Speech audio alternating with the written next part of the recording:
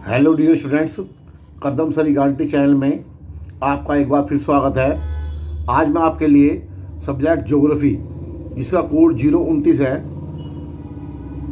और class 11th की जो बुक है सेकंड भारत भौतिक पर्यावरण का चैप्टर 4 जलवायु या क्लाइमेट की वीडियो लेकर आया हूँ, जो बेस है CBSE, NCERT और department of education Delhi. Dear students, इस पार्ट में सबसे पहले आपको मौसम और जलवायु में अंतर समझना जरूरी है। तो सबसे पहले मैं मौसम और जलवायु का अंतर बता देता हूँ, उसके बाद आगे चैप्टर आपको समझ में आएगा। मौसम, पहले मौसम के बारे में समझ लो। मौसम जो है हमेशा वायुमंडलीय दशा, मौसम हमेशा वायुमंडलीय दशा की छोटे या कम समय की अवस्था है।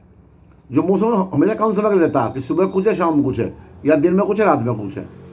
जबकि जो जलवायु है, जलवायु लंबे समय तक रहने वाली अवस्था है, अर्थात ये लंबे समय तक जो मौसम रहा है उसका एवरेज है, उसका औसत है, औसत होता है। मौसम एक दिन में कई बार चेंज हो सकता है, बदल सकता है। जलवायु, जबकि जलवायु लंबे समय तक एक जैसी रहती है। मौसम का अध्ययन मौसम विज्ञान विषय में होता है, जबकि जलवायु का अध्ययन जो है जलवायु विज्ञान में होता है। जैसे अब इनको अगर उदाहरण देखें तो मौसम के उदाहरण के लिए जैसे राजस्थान का हम लें दोनों में एग्जांपल, तो राजस्थान में जो मौसम है वो दिन में गर्म होता है और रात को ठंडा होता है, जबकि राजस्थान की जलवायु वो गर्म है। तो आपको समझ में आ गया मौसम और जलवायु में क्या अंतर है, तो इस पार्ट को आपको समझने में आसानी हो जाएगी। तो अब बात करें भारत की जलवायु की। भारत की जलवायु कई बार आता है 1 नंबर में क्वेश्चन, भारत की जलवायु कैसी है? तो कैसी है? उष्ण कटिबंधीय मानसूनी है। अगर आप उष्ण मानसून लिख दोगे या खाली मानसून लिख दोगे जब भी काम चल जाएगा। भारत जलवायु उष्ण कटिबंधीय मानसून या ट्रॉपिकल मानसून है। इसका मतलब क्या है उष्ण कटिबंधीय का?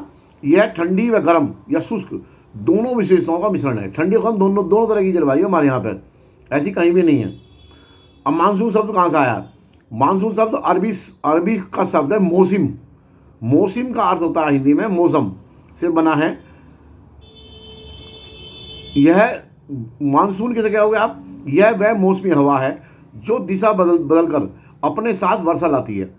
ये दिशाओं के ऊपर डिपेंड करता है। बात की अब क्वेश्चन आता है टॉपिक आपका कि भारत की जलवायु को प्रभावित करने वाले कारक कौन कौन से हैं। तो भारत की जलवायु को प्रभावित करने वाले कारक जो मुख्य रूप से 3 ही है। ये 3 नंबर क्वेश्चन आया था कई बार। नंबर 1 अक्षांश, नंबर 2 हिमालय पर्वत या ऊंचाई, नंबर 3 जल व स्तर का वितरण कि भारत में जल और स्तर का वितरण किस प्रकार है। अब पहले हम बात करेंगे अक्षांश की।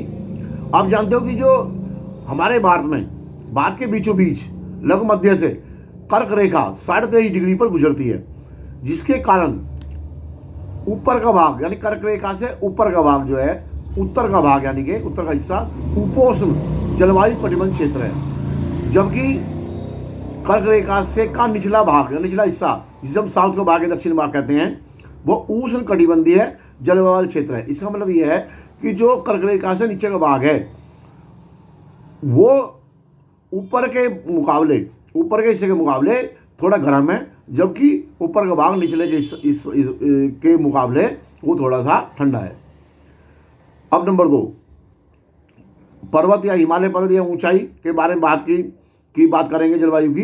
भारत के उत्तर में स्थित आप जानते हो हिमालय पर्वत है और वो काफ़ी ऊंचा है। उसकी ऊंचाई के कारण मध्य एशिया की तरफ से या उत्तरी ध्रुव की तरफ से जो ठंडी हवाएं भारत में नहीं आ पाती, इसलिए भारत की जलवायु कैसी है? वो समकालीन है। नंबर 3 जल व स्तर का वितरण। भारत के प्रायद्वीप भाग या दक्षिण भाग में एक और बंगाली खाड़ी है और दूसरी ओर अरब सागर है। इसके होने से यहाँ की जलवायु प्रभावित होती है निचले वाले भाग की, और दक्षिणी पश्चिमी हवाएं आर्द्रता नमी वाली होती हैं।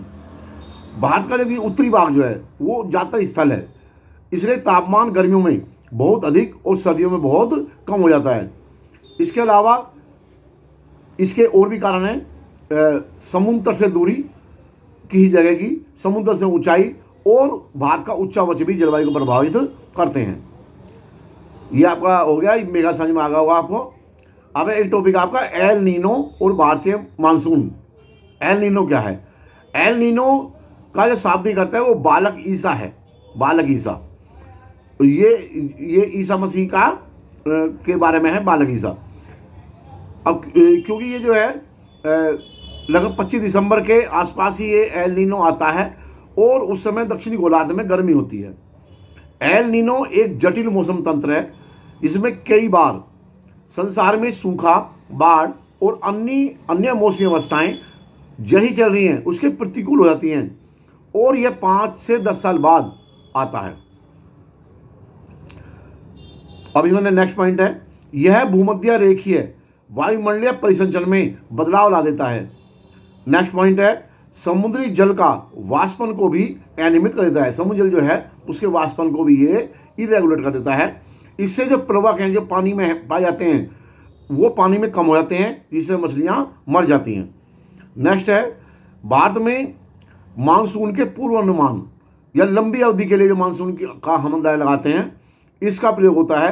सन 1990-91 में एल नीनो के प्रभाव के कारण भारत में भारी तबाही हुई थी।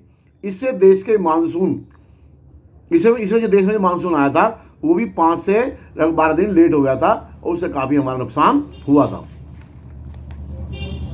वो आपका नेक्स्ट टॉपिक है भारत में मानसून का आगमन और वापसी। इसको आप थोड़ा पॉइंट वाइज समझ लेंगे क्योंकि थोड़े किताब में तो थोड़ा टिपिकल सा दिया हुआ है। इसको आप जो है मैं पॉइंट वाइज मैंने समराइज किया है तो इसको आप समझ लो, ये पेपर में आया था कई बार।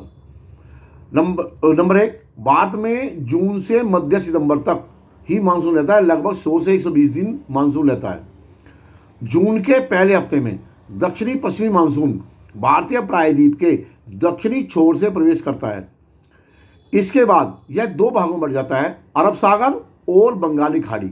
अरब सागर की शाखा कहते हैं इसको और बंगाली खाड़ी की शाखा कहते हैं।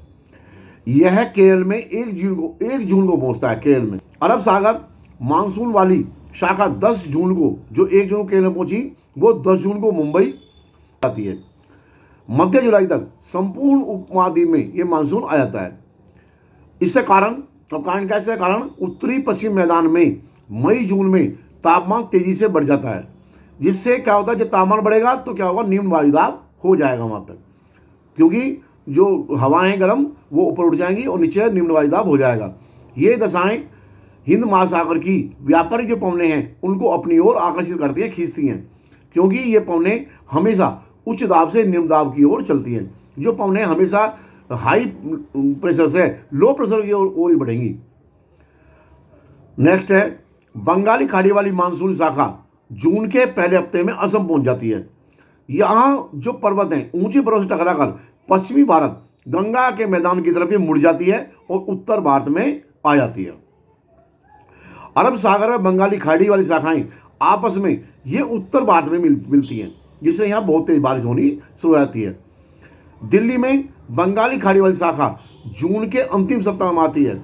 जुलाई के प्रथम सप्ताह में यह शाखा उत्तर प्रदेश, पंजाब, हरियाणा में आ जाती है और 15 से 20 जुलाई तक हिमाचल प्रदेश और अन्य प्रदेशों में मानसून पहुंच जाता है।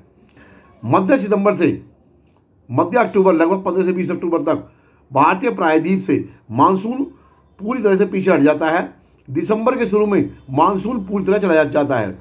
लौटती हुई मानसून पवनें सर्दियों में लगभग बंगाली खाड़ी से जल ग्रहण करके उत्तर पूर्वी मानसून के रूप में दक्षिण में यानी तमिलनाडु वर्षा करती हैं। कई बार आता है कि तमिलनाडु वर्षा की होती है, तो ये भी आप समझ में आ होगा आपको। अब नेक्स्ट क्वेश्चन, अब इसमें कुछ मानसून के कुछ टर्म्स हैं उनको मैं समझा देता हूँ, वो कई बार आती हैं। जैसे मानसून विस्फोट क्या है, अचानक एक साथ तेज बारिश, बहुत तेज बारिश हो जाए तो उसे मानसून प्रस्फोट या मानसून विस्फोट कहते हैं। ठीक है भाई, तो ये आप समझ लेना कि बहुत तेज एक साथ कहीं एक जगह पे बहुत तेज बारिश हो जाती है तो उसे जो मानसून विस्फोट या प्रस्फोट कहते हैं। नेक्स्ट एक टर्म में शब्द है मानसून विच्छेद या मानसून अंतराल। दक्षिणी पश्चिमी मानसून काल में एक बार कुछ दिनों तक वर्षा लगातार हो रही है और अचानक एक दिन या 2 दिन या कई सप्ताह तक बारिश ना हो, वर्षा ना हो, तो इसे मानसून विच्छेद या मानसून अंतराल कहते हैं। मानसून निर्वर्तन, मानसून के पीछे हटने या लौट जाने को मानसून का निर्वर्तन कहते हैं। एक शब्द है मानसूनी गर्त। जुलाई के महीने में अंतः उष्ण कटिबंधीय अभिसरण क्षेत्र या ITCZ जो 20 डिग्री से 25 डिग्री अक्षांशों के आसपास गंगा के मैदान में होता है तो इसे मानसूनी गर्त कहते हैं। ये आपको टर्म समझ में आ गई होंगी। अब है भारत में ऋतुएं। देखो वैसे हम ऋतु अलग अलग मानते हैं, लेकिन हम ज्योग्राफी के हिसाब से पढ़ रहे हैं, मौसम वैज्ञानिक के हिसाब से पढ़ रहे हैं। तो हम जो भारत में ऋतु हैं, मौसम वैज्ञानिक जो भारत में इस ऋतुओं को जो है निम्न 4 ऋतुओं में बांटते हैं, यानी पूरे साल को हम 4 ऋतुओं में बांटते हैं मौसम वैज्ञानिक ज्योग्राफी के हिसाब से। अब कौन कौन सी है वो? नंबर 1 शीत ऋतु, आप जानते हैं सर्दियों वाली। दूसरी ग्रीष्म ऋतु और तीसरी है वर्षा ऋतु। इसे हालांकि वो कहते हैं मौसम वैज्ञानिक दक्षिण पश्चिम मानसून की ऋतु कहते हैं, क्योंकि जो हमारे बारिश है इंडिया में दक्षिण पश्चिम मानसून की वजह से ज़्यादा आती है, तो इसे जो है वर्षा ऋतु या दक्षिण पश्चिम मानसून ऋतु कहते हैं। और फोर्थ है हमारा मानसून के निर्वर्तक ऋतु, यानी कि मानसून के खत्म होने की या पीछे हटने की ऋतु। तो ये 4 हैं, जबकि हमारे मौसम के हिसाब से हम जो बसंत को मानते हैं, लेकिन ये बसंत को जो मौसम वैज्ञानिक है या ज्योग्राफी में नहीं मानते। तो हम पहले बात करें शीत ऋतु की। शीत ऋतु उत्तरी भारत में 15 नवंबर से 20 नवंबर, लगभग मध्य नवंबर से फरवरी तक होती है ये जो शीत ऋतु। और जनवरी या फरवरी ये सबसे ठंडे महीने होते हैं और इस समय पाला व कोहरा भी पड़ता है। भारत में जो द्रास है, द्रास जगह है लद्दाख में, वो वहाँ -40 डिग्री सेल्सियस से -60 डिग्री सेल्सियस तक टेम्परेचर नीचे गिर जाता है, तो ज़्यादा ठंडी जगह है ये। साउथ में, दक्षिण में इस समय जो टेम्परेचर 24 डिग्री सेल्सियस होता है, जबकि उत्तर में 10 डिग्री सेल्सियस से 15 डिग्री सेल्सियस तक ही होता है। मौसम शुष्क होता है, आसमान साफ होता है, तापमान व आर्द्रता कम होती है, वर्षा न्यूनतम होती है, और जो वर्षा होती है वो रबी की फसल के लिए बहुत ही लाभदायक होती है। जबकि प्रायद्वीप भाग में शीत ऋतु नहीं होती। जो हमारे साउथ के भाग में निचले वाले पार्ट है उनमें शीत ऋतु नहीं होती, सर्दी नहीं होती, क्योंकि समुद्री पवनों के कारण क्या? क्योंकि समुद्री पवनों के कारण तापमान वहाँ नहीं चेंज होता, नहीं बदलता। उत्तर भारत में सर्दी पड़ने के 3 मुख्य कारण हैं। अब यहाँ यहीं क्यों पड़ती है? नंबर 1 कारण है कि समुद्र के समकारी प्रभाव से दूर स्थित होने से महाद्वीपीय जलवायु प्रभावित करती है, एक कारण। दूसरा, हिमालय की नज़दीकी के कारण हिमपात से जो वहाँ बर्फ पड़ती है हिमालय पहाड़ों में, वहाँ शीत लहर की स्थिति उत्पन्न हो जाती है, वहाँ जो ठंडी हवाएं आती हैं वो सारी यहाँ आती हैं। थर्ड, फरवरी के आसपास कैस्पियन सागर व तुर्कमेनिस्तान की ठंडी हवाएं उत्तरी भारत में शीत लहर उत्पन्न करती हैं। तो ये कारण आपको समझ में आ गए होंगे। अब है अगली ऋतु है हमारी ग्रीष्म ऋतु या गर्मियों वाली। ये मार्च से मई तक होती है लगभग, और मार्च से टेम्परेचर तेज होना शुरू होता है, और मार्च में टेम्परेचर 38 डिग्री सेल्सियस, और अप्रैल में ये और ज़्यादा बढ़ जाता है। मध्य प्रदेश गुजरात में 42 डिग्री सेल्सियस तक पहुंच जाता है। उत्तर भारत में तेज़ गर्मी, जबकि दक्षिण भारत में मौसम सुहावना होता है। यहाँ पे उत्तर भारत में लू गर्म हवाएं चलती हैं, धूल भरी आंधी, शुष्क मौसम, दिन के समय लू चलती है जो कि शरीर के लिए नुकसानदायक होती है। रात के समय लू नहीं चलती है। हाईएस्ट जो टेम्परेचर है वो सबसे ज़्यादा सर्वाधिक फलोदी राजस्थान में है, लगभग 51 डिग्री सेल्सियस से भी ऊपर हो जाता है यहाँ। ठीक है भाई।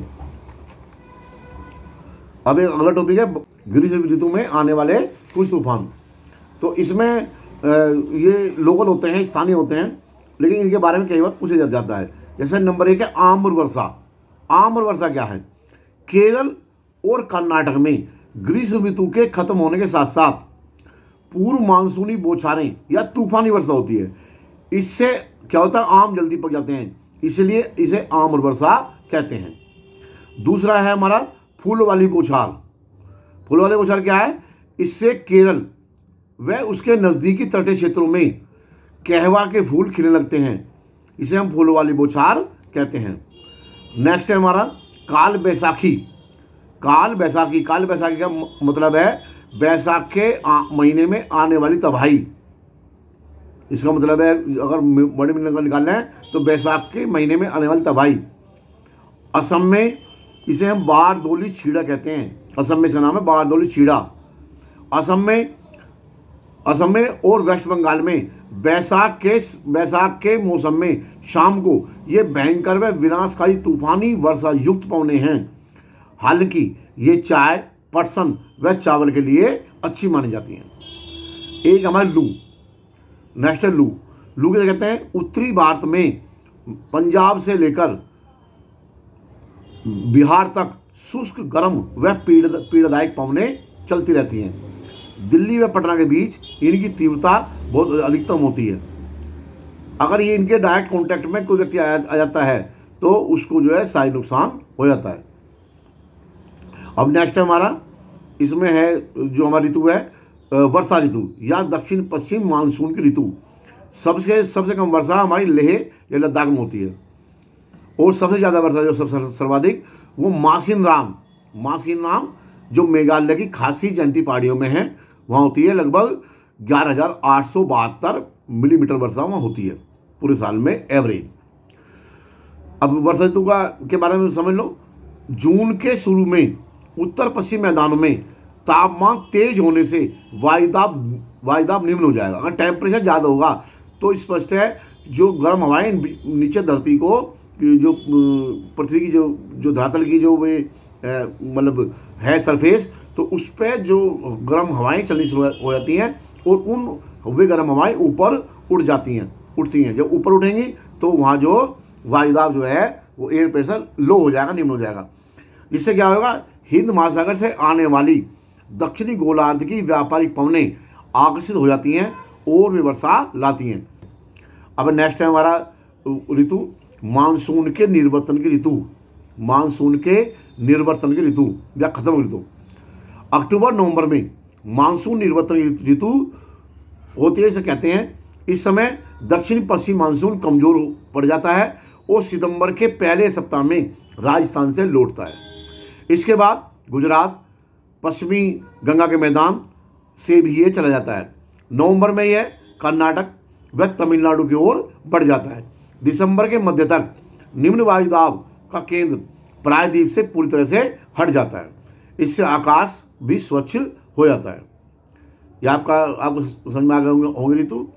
मानसून और भारत का आर्थिक जीवन क्या बताता है? मानसून भारत का आर्थिक जीवन या जो मानसून है वो कृषि के लिए भारत में क्यों लाभदायक है या उसका प्रभाव बताइए, या भारत के किसानों के लिए मानसून एक जुआ है उसके बारे में बताइए। तो ये मानसून किसी तरह से आया आपको क्वेश्चन, आप इसके आंसर का उत्तर में बताया था, पॉइंट आप उनको लिख दोगे। नंबर 1 टॉपिक है मानसून भारत का आर्थिक जीवन। नंबर 1 भारत की लगभग 64% या 64% जनसंख्या खेती पर निर्भर है, जो कि दक्षिण पश्चिमी मानसून पर ही निर्भर है। नेक्स्ट पॉइंट है भारत का उच्चावच। जो भारत की जो हमारी प्रकृति है, जो हमारी शेप है, वो जो है या जमीन है, तो वो कृषि के लिए बिल्कुल मुफीद है, बिल्कुल सूटेबल है। भारत की जलवायु खेती के लिए सर्वाधिक उपयुक्त है और यहाँ पर विभिन्न प्रकार की फसलें उगाई जा सकती हैं और जाती रही हैं।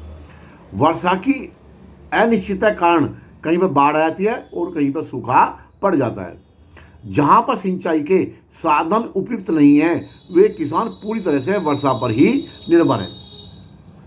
नेक्स्ट है मानसून का अचानक प्रस्फोट या विस्फोट होने से मृदा अपरदन व अन्य समस्याएं आ जाती हैं। शीतकालीन वर्षा रबी की फसलों के लिए बहुत लाभदायक होती है। तो ये आपके हो गया ये भी। अब नेक्स्ट टॉपिक आपका जो लास्ट टॉपिक है आपकी बुक में, भूमंडलीय तापन या ग्लोबल वार्मिंग या वैश्विक ऊष्मीकरण, एक ही नाम है इनके सबके। ग्लोबल वार्मिंग या भूमंडलीय तापन या वैश्विक ऊष्मीकरण पृथ्वी के वायुमंडल और महासागरों के तापमान में लगातार हो रही वृद्धि भूमंडलीय तापन या ग्लोबल वार्मिंग या वैश्विक ऊष्मीकरण कहलाती है। इसका मुख्य कारण ग्रीन हाउस गैसों का उत्सर्जन है। अब ग्रीन हाउस गैस कौन कौन सी है हमारी? ये है कार्बन डाइऑक्साइड, मीथेन, क्लोरोफ्लोरोकार्बन और नाइट्रस ऑक्साइड और ओजोन। ये हमारी जो है और ये कहाँ से निकलती हैं? इसके कारण क्या है? ये जीवाश्म ईंधन या कोयला, पेट्रोलियम पदार्थों का जब दहन करते हैं तो ये निकलती हैं, या औद्योगिकरण, फैक्ट्री, ज़्यादा फैक्ट्रियों से, वनों की कटाई से, शहरीकरण से ये ग्रीन हाउस गैसों में वृद्धि हो जाती है, निकलती हैं। नेक्स्ट है हमारा, अब इसका प्रभाव क्या होता है? ये गैसें सूर्य की ऊर्जा को सोख कर, जो सूर्य किरणें आती हैं हमारे यहाँ, तो वे परावर्तित होकर वापस अंतरिक्ष में नहीं जा पाती, जिससे पृथ्वी का तापमान बढ़ जाता है, वहीं रुक जाती है। इससे जो इन ग्रीन हाउस गैसों से जब हमारा ये हो जाएगा तो इससे ग्लेशियर और पोलर बर्फ जो है, जो ध्रुवीय बर्फ है, वो पिघलती रहती है। इससे क्या होगा? समुद्र तल में लगातार बढ़ोतरी हो रही है। और अगर ऐसा होएगा तो इससे आप जानते हो कितना नुकसान होगा। इससे जो ग्लोबल वार्मिंग है, सूखा, भीषण बाढ़ और मौसम के पैटर्न बदलाव भी आ रहा है। इससे जो है ग्लोबल वार्मिंग से इकोसिस्टम, वन्य जीवन व कृषि पर भी प्रतिकूल प्रभाव पड़ रहा है। नेक्स्ट है इसमें जलवायु परिवर्तन भी इसी का परिणाम है, जिससे भयंकर बीमारियों का फैलना भी सुनिश्चित हो गया है, इनका खतरा बढ़ रहा है। अब इनको हम कैसे खत्म करते हैं? इसका उपाय है, हम ग्रीन हाउस गैसों का जिनसे ग्रीन हाउस गैस निकलती हैं, उन चीज़ों को, उन सोर्सों को हम बंद कर दें या कम कर दें, कम से कम उनका इस्तेमाल कम से कम करना चाहिए, और यही मानव जीवन के लिए सर्वोत्तम है। तो ये आपका हो गया, आपका पूरा चैप्टर हो गया है। तो अब मैं इसके जो नेक्स्ट है इसकी MCQ वीडियो बनाऊंगा, मैं आपको भेज दूँ जल्दी। तो आप जो पढ़ाई लगातार करते रहो, क्योंकि एग्ज़ाम नज़दीक हैं। और चैनल को, कदम सरीगांडियो चैनल है, इसको लाइक करो, शेयर करो और सब्सक्राइब